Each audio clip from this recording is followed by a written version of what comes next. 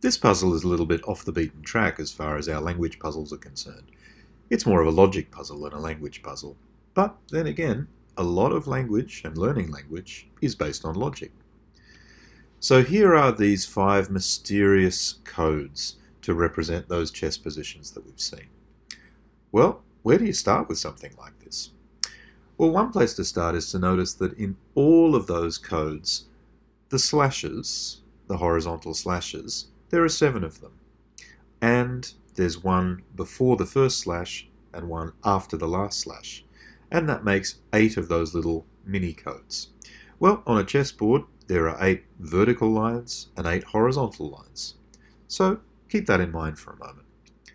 Now, in a couple of these, there are these 8s that come up. Well, what could the 8s mean? 8 vertical lines, 8 horizontal lines, and you notice that in all of the other little codes, there are P, Q, B, K, N, R.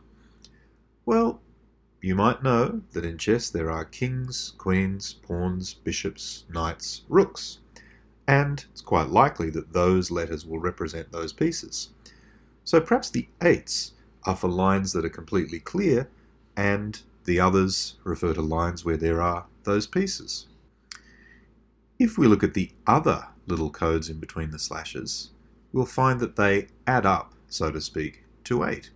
So 6PP, 6 plus 2 of those pieces makes 8. 1Q4N1, 1 plus 4 plus 1 is 6, and Q and N, that's 2 pieces, that adds up to 8. 1P6, again 1 plus 6 is 7, with the P, that's 8. So it's likely that all of these things in between the slashes are going to refer to what's on a particular horizontal line or vertical line. Okay, we've got that far. Now let's look at this one in particular, number 4. There are 3 of those 8s, so perhaps that means that there are 3 clear lines. If we look through all the various positions, we'll find that there's one that matches that.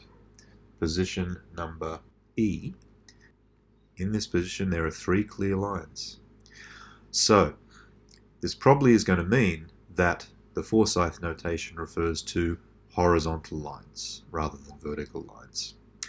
Alright, now we start looking at it a bit more closely. If the first 8 and then the 8 afterwards and then the 8, second one from the end, refer to those horizontal lines, that means that we're going to be going down the board rather than up. So after the first 8 you have this 1K, 1K, 1P, 1P. Well, if you look at the second line from the top, you'll see that there's 1 square, then a king, then 1 square, then a king, 1 square, then a pawn, 1 square, then a pawn. You'll also notice that they're all black pieces apart from the white king. And if you look at the code, you'll see that the white king is marked by a capital letter, but the black pieces are marked by lowercase letters. If you check the next line, 1B2PP2, it's the same thing. 1 square, then a white bishop, which is noted by a capital letter. 2 squares, then 2 black pawns, lowercase letters, and then 2 squares to finish. That's the basis of it. Now you'll notice also that after the second 8 you've got P1B5. So on the 5th rank down you have pawn, blank square, 1, bishop, B, and then 5. But here you found one of your mistakes because it's a black bishop, but it's a capital B.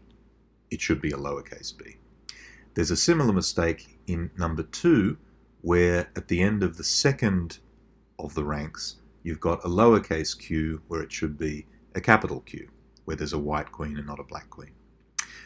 Alright, you can work out which positions match which things from there, but just in case, position A matches number 2, position B matches number 3, position C matches number 5, position D matches number 1, and position E matches, as we've just seen here, number 4.